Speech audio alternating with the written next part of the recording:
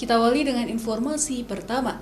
Saudara Zaini Abdullah, mantan Gubernur Aceh, kini sedang menjalani perawatan medis di ruang Ricu Pinere Rumah Sakit Zainal Abidin Banda Aceh.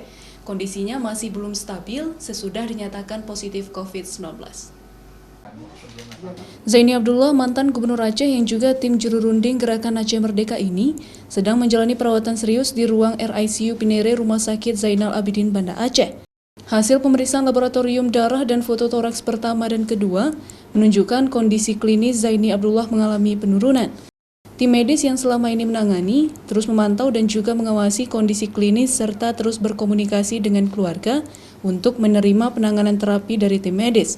Evaluasi terhadap pemeriksaan foto toraks yang kedua, memang terdapat penurunan dari kondisi klinis beliau.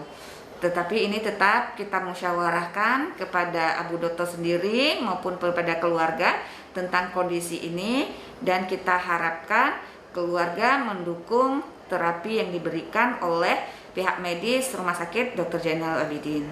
Pihak rumah sakit telah merawat Zaini Abdullah sejak Sabtu lalu, setelah yang bersangkutan mengalami batuk dan juga lemas. Hasil pemeriksaan swab PCR saat itu, Zaini Abdullah terkonfirmasi positif COVID-19. Mustajab, Kompas TV, Banda Aceh.